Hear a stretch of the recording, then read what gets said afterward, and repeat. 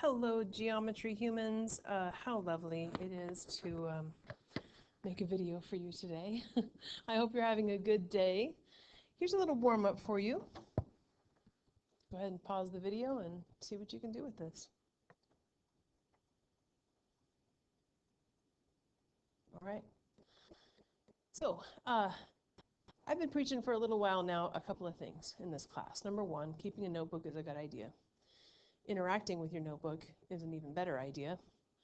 And then also understanding what theorems and postulates are trying to tell you in order to bridge the gap between what you know about a problem and what you're going to use to solve it.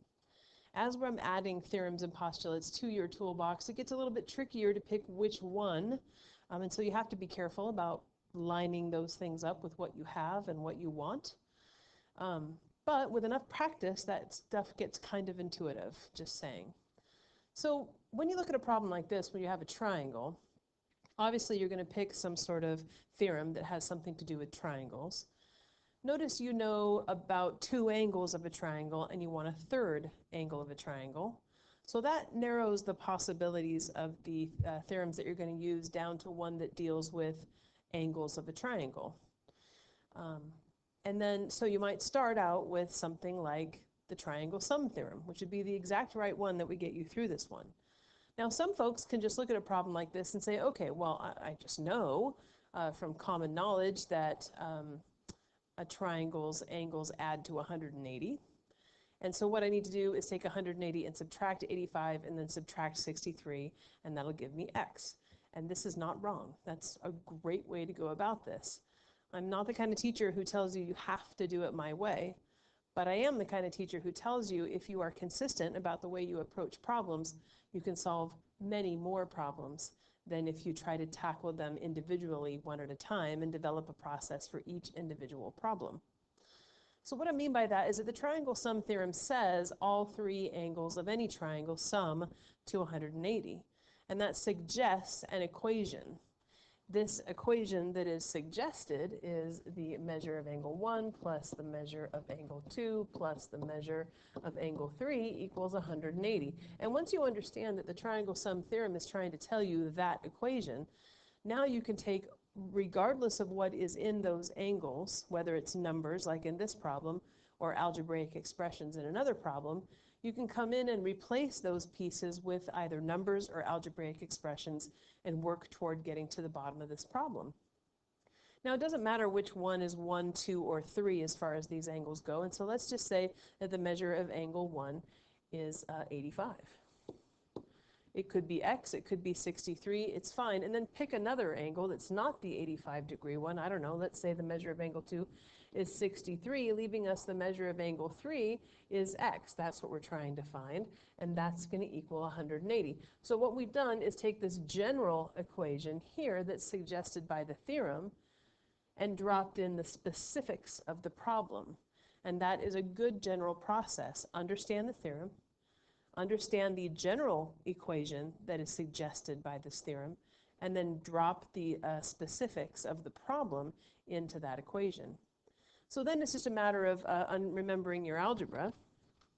The first thing to do is combine like terms, and the like terms that we have here are 85 and 63, and we're being told to add them. So we have 85 plus 63 equals 148. 148 plus x equals 180. And then to solve this, you're going to subtract 148 from both sides, right? Because that's how algebra works. These cancel.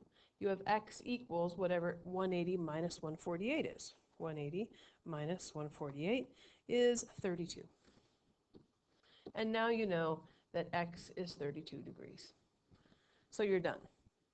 The bottom line of this is that sometimes the methods that we use for math can be a little too specific, and I'm trying to encourage you to open your mind to the idea that the theorems are where you start. Getting a general equation from that theorem and then plugging in the specifics of the problem gets you to the point where it's just algebra from there. All right, so that's that. Now we're getting ready for a quiz all up in here. The quiz is going to be dropped on Monday. You're getting this video on Friday.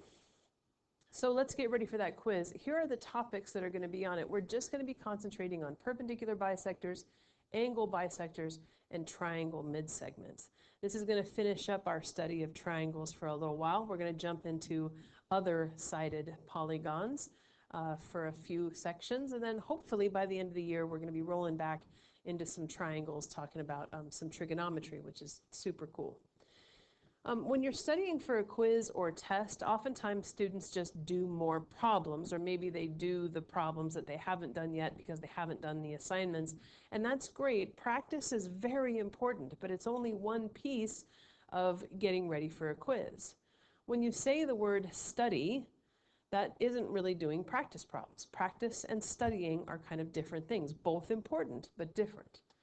Studying is about your notebook, which is why I encourage you to keep a good one, because making sure that you have all the topics in your notebook, the perpendicular bisectors, angle bisectors, and triangle midsegments. If you don't have those topics in your notebook, you can go back to those topics in Google Classroom, watch those videos, get them in your notebook. That'll help you learn. Making sure that you have questions for each of these topics. So when you get into that notebook, find that topic page and write yourself some questions in the left-hand column. And then also making sure that all your summaries for these topics are done. When you do that work, you're visiting those topics in different ways than when you wrote them down in the first place, and this creates those nice little connections in your brain that help you remember and see the differences between these types of problems. Another way you could do the study is cover up your notes and quiz yourself on the questions that you wrote. The answers are right there under your paper that you're covering up your notes with, so you can always check yourself, but that's a nice way to interact with your notes another time. And then, of course, doing the practice problems that you're about to see is a good idea too. So my suggestion is, when I get to a new problem in this video, that you pause and try it yourself first, because that will help you see how you think about it. And then, of course, I'm going to come in and I'm going to talk about how I think about it, and we can see where those things connect, and we can see where those things don't, and where they don't, maybe that's where you want to get a little help from me. So here's our first problem. I suggest pausing and coming back to this. All right. So hopefully you have what you think is the answer to this problem. The first thing to do in a geometry problem is kind of look at what you have. So in this problem, this what appears to be quote unquote an upside down triangle with a line running through it. We have a couple of sides, EH and GH, that both measure 24 units, which means that they are congruent. And so I'm going to mark that on the figure. I also know that this line FH meets the segment EG at a 90-degree angle right here. That's what this little box means. And so it appears that we have a perpendicular. It also appears that point H is equidistant from E and G. So all of these pieces suggest a theorem that says if a point is equidistant from the endpoints of a segment, then it is on the perpendicular bisector of that segment. That's the converse of the perpendicular bisector theorem. And what we know from that theorem is that if we have, and I'll just say it again, a point that is equidistant from the endpoints of a segment, then that point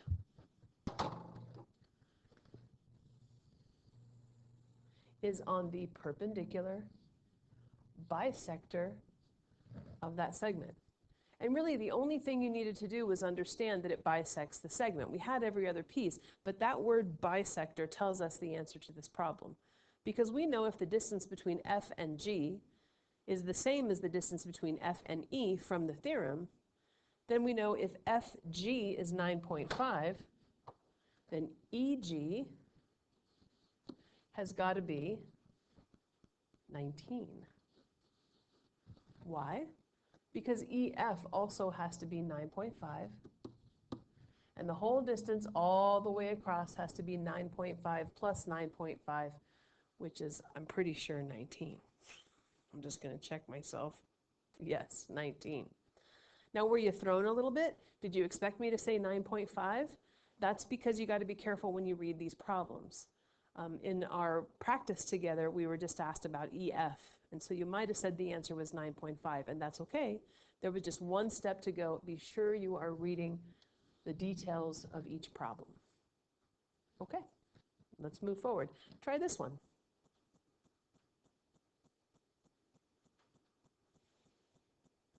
Alrighty. So here we have a triangle again. We've got some markings. We've got some congruency. We have some perpendicularity, a 90-degree angle in there. Let's see what we got. So it appears that we want to find the measure of AD, which is this part right here. Well, what we know about AD is that you have to find an x and then multiply that x by 5 in order to get that length. All we know about AD right now is that it can be represented with an algebraic expression, 5x. Well, whenever you need to solve for x, you need an equation. You pretty much always need an equation if it's math. So you have to pull out the equation that you want from the theorem. But what we have here is a point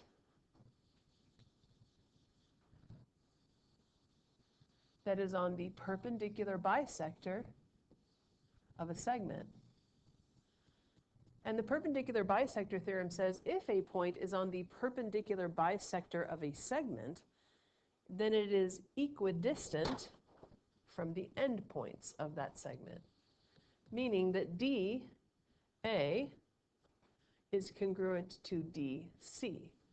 And that's all you need to build an equation.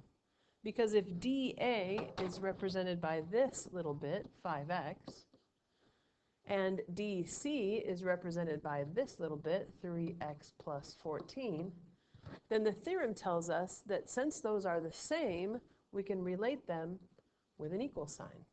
So 5x equals 3x plus 4. And now it's going to be a matter of solving. I would subtract 3x from both sides. That causes this cancellation here. 5x's minus 3x's is 2x's, equals that 4 that's left over on the right.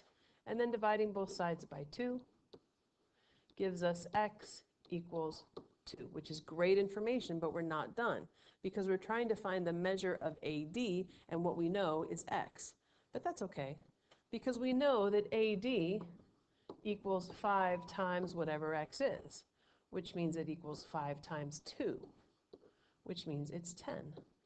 So AD is 10 units, and you're done. So in order to get that 10, I needed something to put in for x. In order to solve for x, I needed an equation.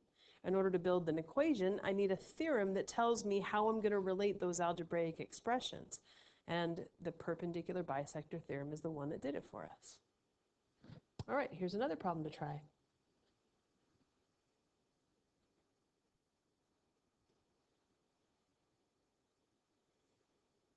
All right, so in this case, we're trying to find the measure of an angle. So let's decide which angle it is. The measure of GFJ. So GFJ, this one right here, we don't know it. What we do know, though, is that there's pieces of evidence. There's a 42 degrees in there. There's a couple of 7s that make it so that this distance from J to H is the same as this distance from J to G. And so it appears that we have a point that is equidistant from the sides of an angle. This point J is equidistant from the sides of the angle. So we have a theorem that talks about that, and it says if a point is equidistant from the sides of an angle, then it is on the angle bisector. That means that this angle is congruent to this angle. And if one of them's 42, well, then the other one has to be 42. So the measure of angle GFJ is 42 degrees. We use the converse of the angle bisector theorem for this one. We rooted out the evidence that we had. We saw how that connected with a theorem that we know, and we used that theorem to give us the logic that it took to get our answer. Okay, here comes another one.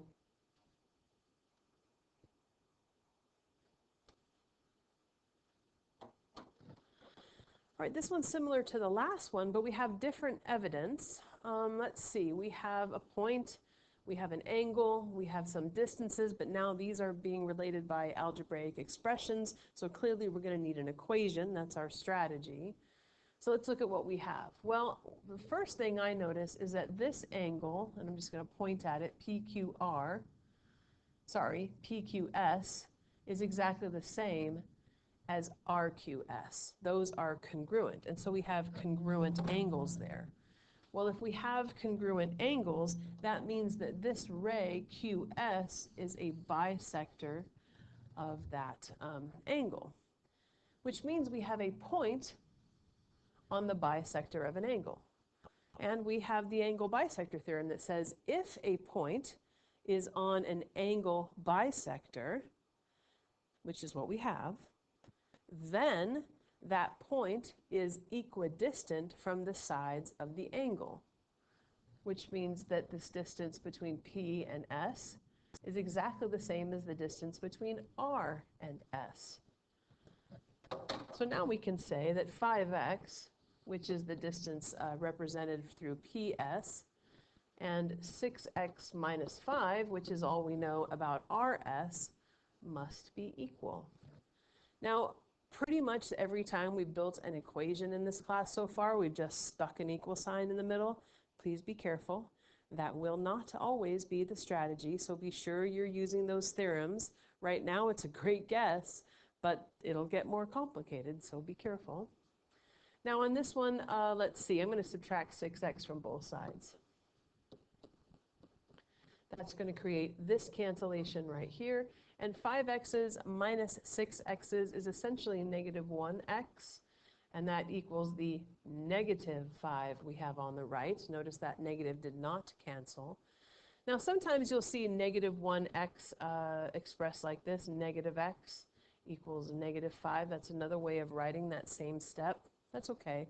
You'll see that in books. But writing negative 1x can kind of be a little bit helpful, just because now I know that I have to divide both sides by negative 1. That creates this cancellation here, giving me x instead of negative x. And then a negative divided by a negative is always positive, and so the answer is 5 for x. Now you could do the same thing with this expression here, negative x equals negative 5, by just thinking about it. I mean, if the negative of x is a negative 5, then the positive of x must be positive 5. It's okay to think about it that way too, but writing a negative 1 doesn't hurt anyway either, and it might help.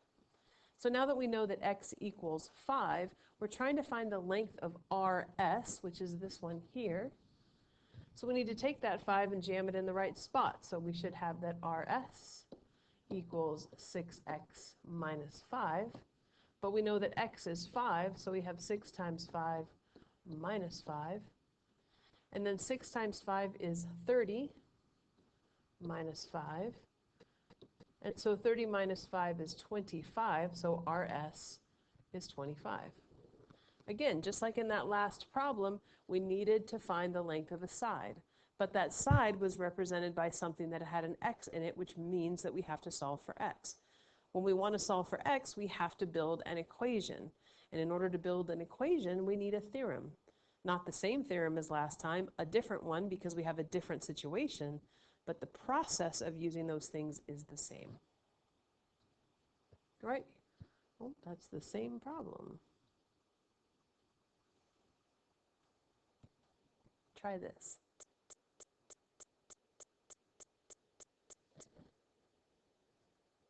Okay, this is our triangle mid-segment stuff, and we have the triangle mid-segment theorem that says if a triangle has a mid-segment, that mid-segment is two things: parallel to the third side of the triangle and half the length of the third side of the triangle. So we could ask potentially two different kinds of questions. If you have a mid-segment, which side is parallel, and also ask you to work with the numbers. So let's take a look at number 1 and start marking this figure. If GA is equal to HA, so if this is equal to that, and HB is equal to JB, so that, then the question is AB parallel to GJ? Well, the triangle midsegment theorem says that if that a triangle midsegment is parallel to the third side. That's the first part of what that theorem tells us. And so it does appear that these are parallel to one another. The answer is yes, because AB is a midsegment. It connects the midpoints of two sides, and that third side that it doesn't connect, it's parallel to. That's what the theorem says. And so yes, the answer on this one is yes. Okay, so let's get rid of this stuff for a second because we can use the same figure for the next problem. And this one says if GC is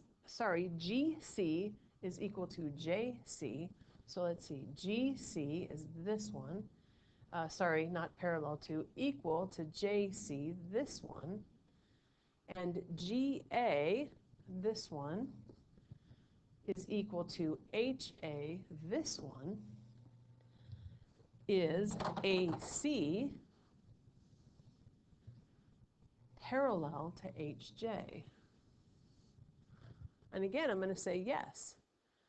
Triangles have more than one midsegment. Notice that A is the midpoint of this side of the triangle, GH, and C is the midpoint of HJ, making AC a midsegment. And the midsegment theorem says if you got a midsegment, it's parallel to the third side, and HJ is that third side, and so again, yes. All right, so this last problem deals with, this last problem deals with the second part of the theorem, where we have to deal with the fact that the midsegment of a triangle is half the length of the third side. So let's start marking this thing up. If JA is equal to HA, sorry, J, why do I keep saying that? If GA is equal to HA and HB is equal to JB, and let's see, we also know some other stuff. AB is equal to 3x plus 8,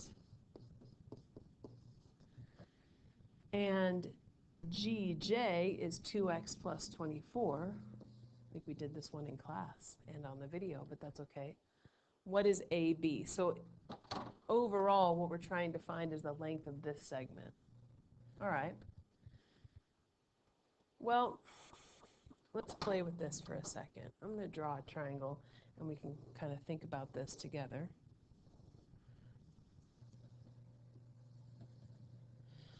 Let's call it ABC. This one will be D and E. And we'll say that these two are congruent, and these two are congruent, which makes DE a midsegment. Now, if we knew that DE was 2, and we wanted to find AC, we could just take our 2 and multiply it by 2 and get 4, right? Because the midsegment is half the length of the third side. So if you take that midsegment and multiply it by 2, you get the third side. So let's keep playing with that idea. What if we know that DE is now 6? What will we have to do to that 6 to get the third side? We'd have to multiply it by 2, right? And get 12.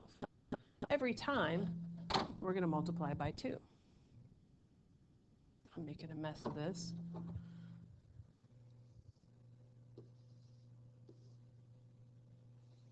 What if DE was 2,642? How would you find AC? Well, you'd multiply it by 2, right? 2 times that. So what is that? 2 times 2,642 is 5,284. It didn't matter that it got a little bit more complicated, that we might have to use the calculator, that it might look a little different. We still just take that length, multiply it by 2, and we get that third side. That's what the theorem tells us to do. So now going back to our problem, original problem, if we know that the mid-segment is 3x plus 8, that's AB, and we know that the third side is 2x plus 24, we know that we have to take whatever the mid-segment is, multiply it by 2, and that gets us the third side. So we could just do that. We could just take all of that, multiply it by 2, and say that that is 2x plus 24, the third side. So that's how the theorem tells us how to work through this problem. It's saying that the mid-segment's length is half the length of the third side, which means if you take the mid-segment length, this, and you multiply it by 2, you're going to get that third side. And that's the way it's going to work every time. It's a little bit trickier than what we've done before. Remember how I said we weren't always just going to be saying everything was equal to one another? Because not everything is equal to one another. Sometimes you have to let that theorem tell you what to do. And in this case, it told us to take that 3x plus 8 and multiply it by 2 so that we could get that third side. All right, so let's solve. We're going to distribute this 2 on this 3x and get 6x. And then we're going to distribute the 2 on that 8 and get plus 16. And that's going to equal 2x plus 24. And we are rolling. I'm going to subtract 2x from both sides because it makes sense for me to do that. You could do a couple other things, but I'm going to start there. 6x minus 2x is 4x, plus that 16 equals 24. And it looks like I'm going to have to make this page a little longer. Go. Go. Why won't you go? Oh, there you go. And then subtract 16 from both sides. Those cancel. You have 4x equals 24 minus 16. 24 minus 16. Oh, 8, of course. I guess I could have guessed that. Divide by 4 on both sides. Do you guys ever do that too? Like you're like, I have no idea. I need my calculator. Blunk, blunk, blunk. Oh, yeah, I get it. It's okay. Me too. Divide both sides by 4. These cancel. X equals 2. Fantastic. Now what we were trying to find, though, was not so much the 2. The 2 is one step on the way. But what we really were trying to find was the length of AB.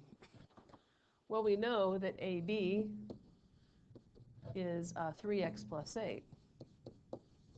But now we know that x equals 2, and so we can jam it in right here. Whoops. We can jam it in next to that 3 and get 3 times 2 plus 8. Now 3 times 2 is 6 plus 8. And so it must be 8 plus 6 is 14, right? Gosh, I hope so. 8, 9, 10, 11, 12, 13, 14. Yeah, that's right. So AB is 14, and you are done with the problem. So, like I was saying before, you're going to want to let that theorem tell you what equation to build. And it's not just things are always equal to each other, because that's not realistic. Math doesn't work like that. But we needed to find the length of a side, which contained an x. That representation contained an x. And because we needed an x, we needed an equation. And because we needed an equation, we needed the right theorem. And so all of these problems can be solved going down those same pathways. It's just that each problem has a certain amount of uniqueness that you have to get used to by doing the practice. And I wasn't born knowing this stuff. The only reason why I know it now is because, I practiced. It'll click. I promise. All right, you guys. That's really all there is to show you, because that's all that's really on the quiz. We're just going to be talking about perpendicular bisectors, angle bisectors, and triangle midsegments. And the kind of problems you just saw now are the kinds that you're going to see on the quiz. The quiz is there's going to be a quizzes link in Google Classroom starting on Monday. Anytime you're about to take a test, don't go in there all tired. Get some rest, eat and drink healthily, get your brain healthy, organize those notes, write your questions, write your summaries, dig into that, rewrite some stuff that's sloppy. Maybe if you haven't done the assignments, you should really start there. I'm just saying. And then one of the most important things that gets missed is that you have to believe that you can. If you believe that you can't do something, then you can't do it.